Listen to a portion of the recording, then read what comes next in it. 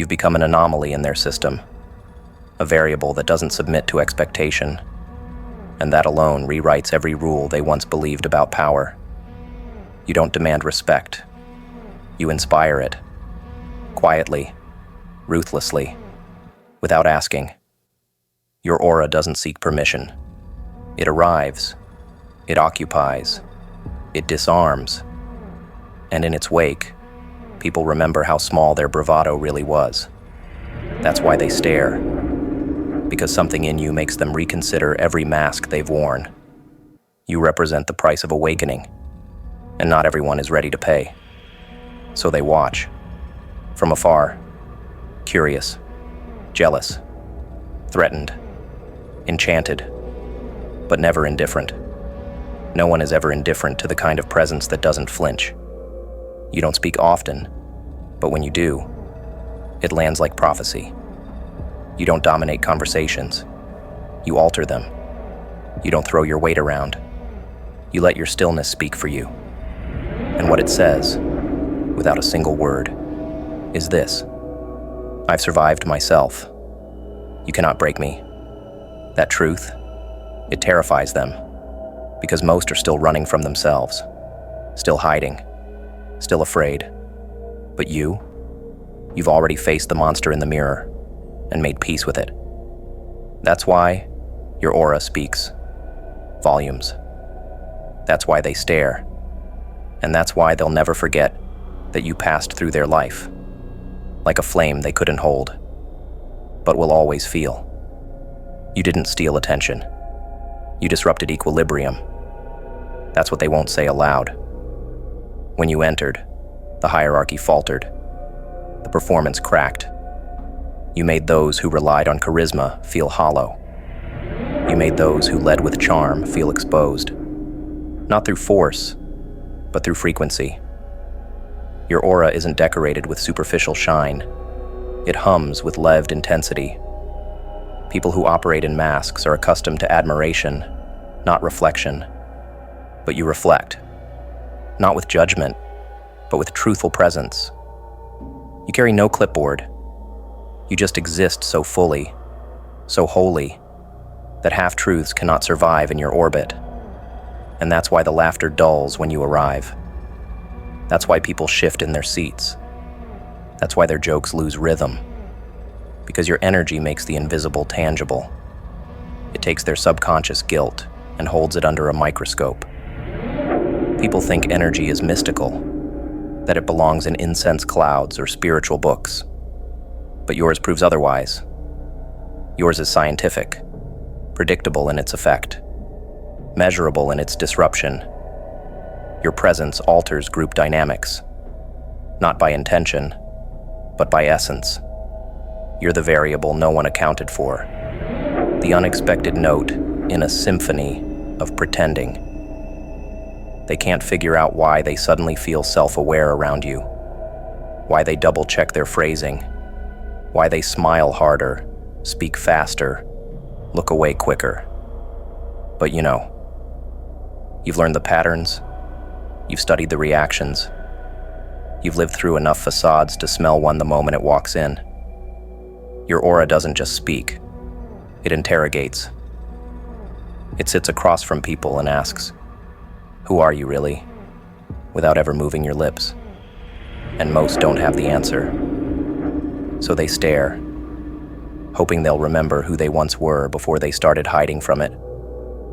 You're not invincible, but you are unafraid. And that terrifies people more than perfection ever could. Perfection can be faked, curated, posed. But fearlessness, true, embodied fearlessness, is something else entirely. It walks differently, breathes differently. It makes eye contact longer. It doesn't twitch. It doesn't scramble to fill the silence. That's what they notice about you. You're not chasing peace. You've become it. You've accepted the mess, sat in the fire, declined the invitation to perform. And in doing so, you've mastered what most can't even name: self-containment. You don't broadcast your wounds, and yet your presence reveals them in others. That's why they stare with unease. Because somewhere inside, they sense the weight of your discipline, the kind that doesn't need validation to exist. Some try to imitate you, copy the tone, the walk, the stillness. They think it's posture, when really it's history. They mimic the still gaze, but don't understand the depth behind it.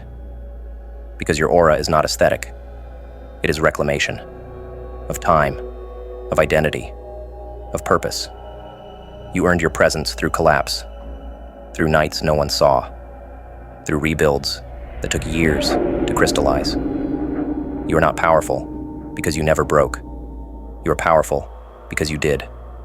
And now wear the cracks, like armor.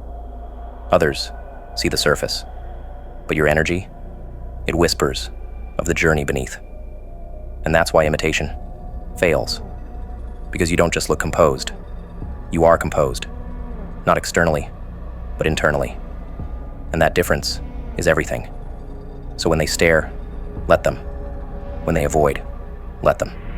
When they whisper, smile. Because you weren't built for comfort. You were built for clarity. You were sent to shift, to slice, to stir. Some will love you for it. Others will resent you. But all will remember you. They stare not because you're loud, but because something about you whispers too clearly. Your presence doesn't beg to be seen.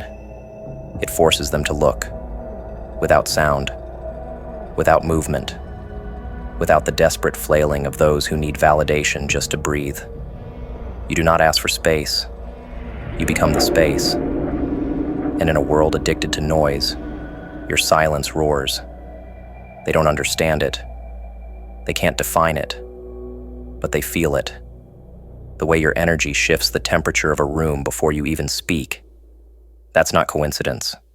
That's aura. Untrained eyes call it confidence. But the truth is darker. It's earned, layered, shaped by suffering, tempered by betrayal. Your aura was built, not gifted. You've been cracked open. That's why you radiate so violently. They sense the tension in your stillness, the storm beneath your calm, and it unnerves them.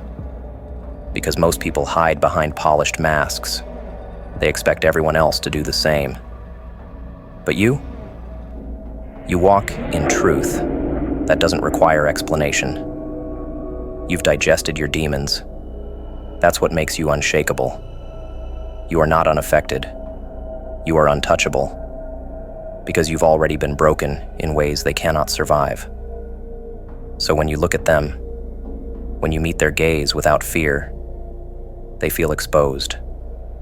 You become the reminder of everything they've refused to confront. And that is terrifying. Your energy contradicts what they're used to. You don't seek approval. You don't fill silence with small talk. You're not desperate to be liked. And yet, you pull them in. That's the paradox that haunts them. You break the laws of social gravity because you've evolved beyond needing the performance. You speak when there's truth to be spoken. You leave when your presence is not honored. You are selective not out of arrogance, but necessity. Your soul costs more now. You don't hand out pieces of yourself just to feel momentarily seen. And that economy of energy, it makes you unforgettable. You feel everything deeply, but you don't advertise it. That's what gives your aura that impossible weight. You carry stories in your silence, whole lifetimes in a single stare. People sense it, even if they can't name it. They grow uneasy, then intrigued, because your presence asks questions without words. Are you lying to yourself? What are you pretending not to feel? Why are you hiding behind that mask? Your energy doesn't entertain illusions. It pierces. It drags buried truths to the surface. And most can't handle that. So they stare. Some with awe, some with confusion, some with resentment, but all with recognition. Because deep down, they know You are what they pretend to be. They don't know your story, but they feel its impact. You've walked through fire and came out glowing. Not the soft glow of hope, but the dangerous glow of someone who's been forged. Your aura carries 1,000 buried screams, channeled into precision. You're not bitter. You're sharpened. You don't seek revenge. You embody it. You've transcended the need to be right. You've mastered the art of letting the truth reveal itself. And that patience, that terrifying self-restraint, it's what makes people stare, because you're not performing, you're becoming. Moment by moment, day by day. And they can feel it in their bones, even when their ego won't admit it. Some are drawn to you like moths to flame, not because they love the heat, but because they need to feel alive. You reflect the parts of them they've buried under conformity. You awaken the voice they silenced to be accepted. But when they get too close, they realize something crucial. You don't need them. You are not waiting to be chosen. You already chose yourself. And that's what separates you from the crowd. You don't beg. You don't chase. You attract. And when they lose access to your energy, they don't forget. They revisit your memory like a mirror that hurt too much to look into, but too deeply to forget. You intimidate because you're real, not perfectly healed, not always poised, but present. You don't pretend to be above the chaos. You just refuse to drown in it. You stand knee-deep in fire with a calm that makes others question their own strength. You've learned how to be alone, how to rebuild from nothing. And those lessons live in your eyes. That's why they stare. They want to ask, "How are you so calm?" But they don't. Because deep down, they fear the answer will require them to face their own weakness. And so they just keep staring, hoping proximity will somehow grant them your fire. You are not for everyone. That's the point. Your aura is a filter. It repels the shallow. It exposes the dishonest. It silences the performative. And for those who cannot meet you in your depth, it becomes intolerable. They call you intense. Too much. Cold. But that's projection. What they mean is, I cannot manipulate you. What they mean is, you see too much. What they mean is, I don't know how to control someone who doesn't need me.